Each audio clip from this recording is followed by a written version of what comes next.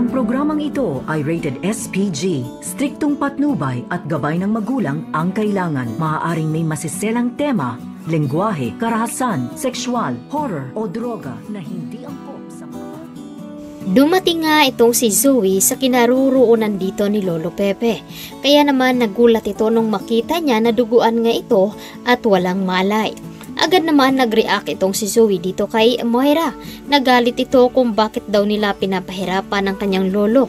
Awang-awa pa rin siya ito at mahal niya ito dahil nga lolo niya pa rin ito. Agad naman sinabi dito ni Moira na kakalimutan na niya ang kanyang lolo dahil hindi naman niya ito kadugo. Kaya naman ang nakikiusap si Zoe na iwan muna silang dalawa ng kanyang lolo dahil mag-uusap nga ito. Humingi naman ng kapatawaran itong si Zoe. Kaya nalaman dito ni Lolo Pepe na matagal na palang alam dito ni Zoe ang tungkol sa kanyang pagkatao. Kaya naman agad na sinabi dito ni Lolo Pepe na masamang apo nga daw ito at ipinagtanggol pa naman daw siya dito.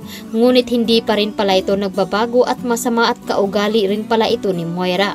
Kaya naman sinabi rin dito ni Lolo Pepe na dinungisan na nga daw dito ni Zoe ang kanyang mga kamay at hindi na nga ito makakapaggamot pa. At sisiguraduhin dito ni Lolo Pepe na pagdudusahan nilang dalawang mag-ina ang ginawa nito sa kanya. Samantalang nalaman naman dito ni Annalyn na umalis nga at nawawala itong si Zoe dahil tinatawagan nga ito ni RJ at hindi ito sumasagot. Agad naman dumating itong si Doc Ray at sinabi dito na hindi ba nila nakita itong si Zoe ay biglaan na lamang itong umalis matapos nga magkaroon ng pagtatalo sa pagitan dito ni Annalyn.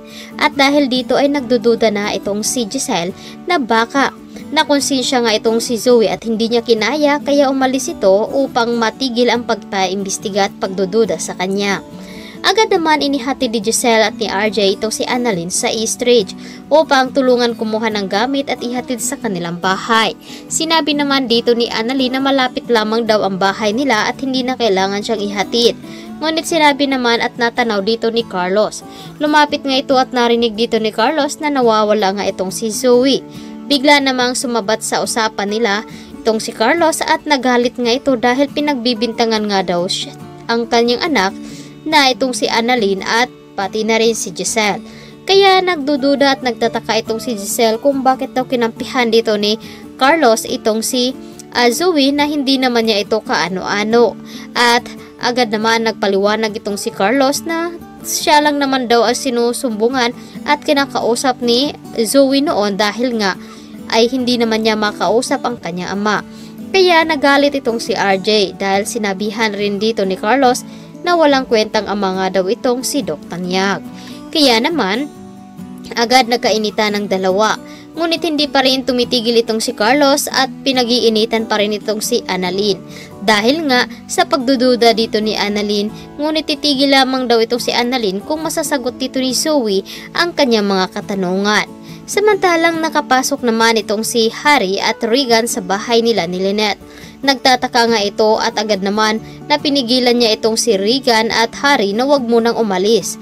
Agad naman kumuha ng ballpen at maliit na papel at dali-daling nagsulat itong si Lynette na nilagay niya doon na help.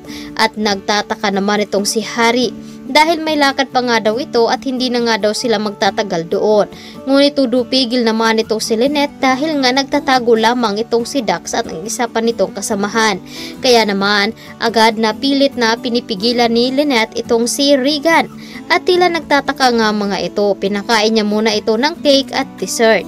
At nasasarap pa naman dito si Harry at sinabi niya na balik-balikan niya daw ito doon at nagtatanong kung si Lynette ba daw ang nagluto.